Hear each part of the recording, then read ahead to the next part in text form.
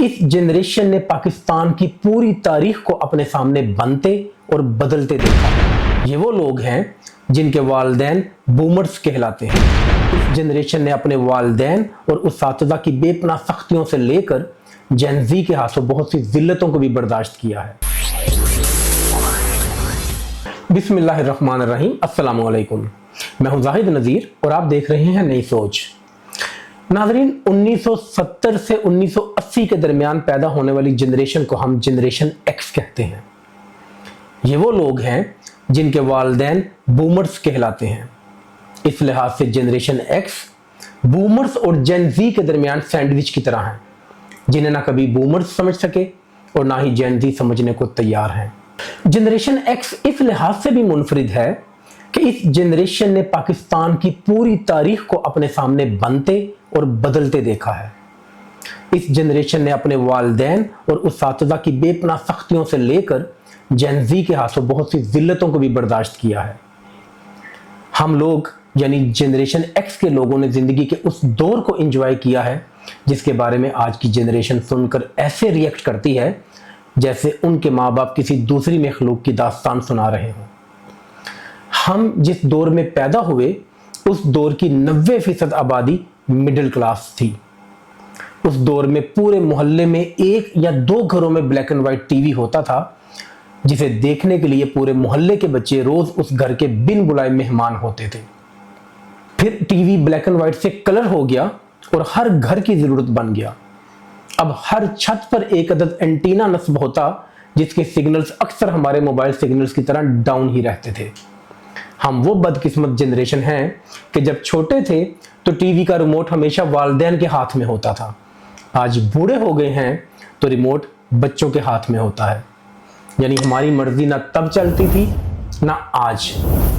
उन दिनों फिल्म सिर्फ वीसीआर पर देखी जाती थी, जो अक्सर उन घरों में होता जिनके घर का कोई फर्द दुबई या सऊदीया से आया हो, या फिर अक्सर लोग किराए पर वीसीआर लाकर महीने में एक आध बार फिल्म देख लेते थे। हम वो लोग हैं जिन्होंने अपने बचपन में कभी एसी की ठंडी हवा का तसव्वुर भी नहीं किया था। पंखे या कूलर की हवा में ही इतना आराम और सुकून था कि किसी एयर कंडीशन की ना ख्वाहिश थी ना तलब। लोग गर्मियों में छतों पर चारपाइयां बिछाकर पेडिस्टल फैन चलाकर सुकून से सो जाते थे। जिस घर में डायल वाला टेलीफोन लगा होता, समझे वो घर पूरे मोहल्ले में सबसे ज्यादा इज्जत की निगाह से देखा जाता था। पाकिस्तान से बाहर बात करने के लिए पहले टेलीफोन एक्सचेंज पर कॉल बुक करवाई जाती, तब जाकर बैरून मुल्क बात करना मुमकिन होता। हर घर में एक टेप रिकॉर्डर जरूर होता था जिस पर उस दौर की हिट मूवीज के गाने रोज चलाए जाते। ईमान की मजबूती का सारा दारोमदार मोहल्ले की मस्जिद के कारी साहब पर होता। जो कारी साहब ने कह दिया वही दीन की अल्टीमेट डेफिनेशन कहलाता। कोई बच्चा बीमार हो जाता तो उसे उठाकर मस्जिद के बाहर खड़े हो जाते और बाहर निकलते हर नमाजी से कहते कि इस पर फूंक मार दें, और सच तो यह है कि वो ठीक भी हो जाता। अंडा, जैम, ब्रेड, बटर ये बहुत बाद में हमारी जिंदगी में आए, वरना नाश्ते में सादा रोटी या पराठा, वो भी रात के बचे हुए सालन के साथ, और साथ चाय या लस्सी का गिलास होता। अलबत्ता देसी घी, दूध, दही, फल ये हर घर में हर वक्त मौजूद रहता। इन चीजों का अमीर या गरीब होने से कोई ताल्लुक नहीं था। जिंदगी इतनी सादा थी कि फास्ट फूड का किसी ने नाम भी नहीं सुना था। बर्गर, शवारमा, पिज़्ज़ा जैसी चीजें जिंदगी में थी ही नहीं। सफर के लिए लोग साइकिल या मोटरसाइकिल का इस्तेमाल करते, गाड़ी बहुत अमीर लोग ही रखते थे। रात को जल्दी सोना और सुबह जल्दी उठना हर घर की रूटीन थी। ना किसी को डायबिटीज थी ना ब्लड प्रेशर, हत्ता कि कभी किसी की जवान मौत के बारे में भी नहीं सुनते थे। उस दौर में ना ज्यादा चोरी डकैती की वारदातें होती ना ही कत्लो गारत। आसमान पर अगर कोई सुर्ख आंधी देख लेते तो खौफ से एक दूसरे को कहते कि आज जरूर कहीं कोई जुल्म हुआ है जो आसमान लाल हो गया। घर आए मेहमानों को हमेशा खुदा की रहमत समझा जाता था। कभी किसी को बिजली, गैस और पानी के बिलों पर परेशान नहीं देखते थे। اساتذہ اور بڑوں کا ادب ایسا تھا کہ ان کے سامنے اونچی آواز میں کوئی بات نہیں کر سکتا تھا۔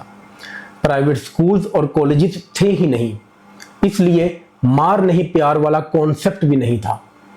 اگر ٹیچر کسی بات پر ڈانٹ دیتے تو گھر پتہ چلنے پر ڈبل پٹائی ہوتی تھی۔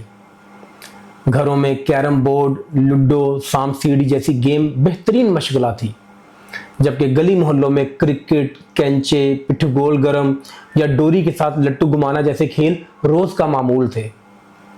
ہمارا بچپن لائبریری سے اشتیاق احمد اور مظہر کلیم کے جاسوسی ناول سے شروع ہو کر بٹنوں والی ویڈیو گیمز پر ختم ہو جاتا تھا۔ البتہ وہ زندگی جیسی بھی تھی، آج کی جین زی اور جین الفا سے بہتر ہی تھی، کیونکہ جو کچھ تھا خالص تھا۔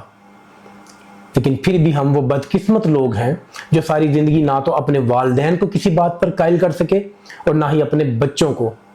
تب والدین ہر بات پر کہتے تھے کہ تم ابھی بچے ہو، تمہیں کچھ نہیں پتا، اور آج کے بچے جب تک ہر بات کو گوگل اور چیٹ جی پی ٹی سے اپروو نہ کر لیں ماننے کو تیار ہی نہیں ہوتے۔ اللہ پاک ہم سب کو اور خصوصاً جنریشن ایکس کو اپنے حفظ و امان میں رکھے، اپنا اور اپنے گرد و نواح کا خیال رکھیں، دوسروں کے لیے آسانی پیدا کریں۔